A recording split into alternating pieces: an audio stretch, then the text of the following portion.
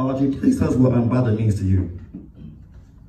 Unbothered to me is literally, at first, it's, in a sense, it's self-explanatory, but it's literally not allowing anything that you deal with, anything that people throw at you, anything you have to go through to affect you. I've been through a lot of situations that could have deterred you, your emotions, made you act a certain way that's outside of quote unquote right.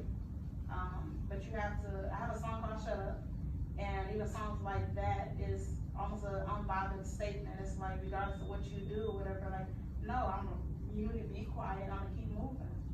Because allowing people to control your emotions, give control over you. That's deep. Yeah. You can start preaching. You want to like line? Hey, okay, so I'm bothered. Okay, so you were an author. I didn't know you was an author until we was on set. So this is your first book? Congratulations! We got black author. Okay. And shout out to my man who made the cover, who made the whole entire. Yes, this is beautiful, man. But look at the back. I mean, look at this though. You got the fresh fade. I mean, who took the picture? I would say my favorite chapter of the book would be symptoms, because I break down the symptoms of when I ended up getting diagnosed with multiple sclerosis back in 2013 at the end of January.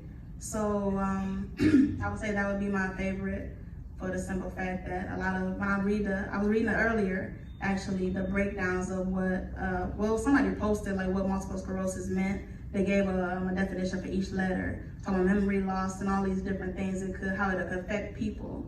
But I get inspired by that, even though at first, initially, I was crying in the hospital, all that stuff.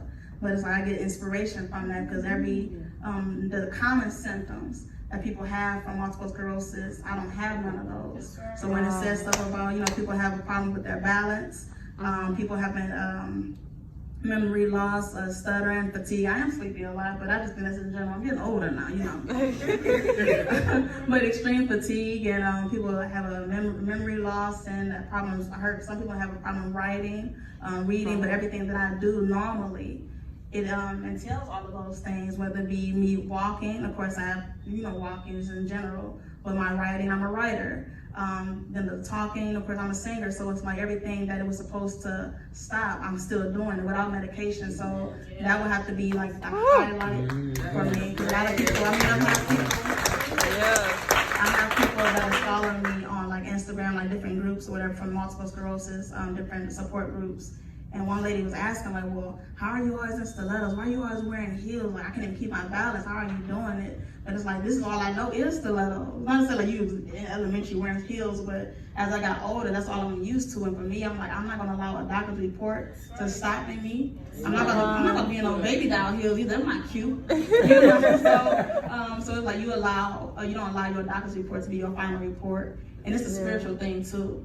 Because realistically, it's, I see a lot of people, not even just multiple sclerosis, but a lot of different diagnoses in general. They allow these doctor's reports, even though they have their degrees and they have all the things that they've learned in these different schools or whatever, they allow that stuff to be just the end all be all. It takes a different level of, not maturity, but a different mindset for you to hear what they're saying, read what they're saying. I looked at their brain scans and they were like, well, that looks like a lesion right there. And I looked at it and I said, no, I don't see nothing. You have to literally decree the difference of what they're saying.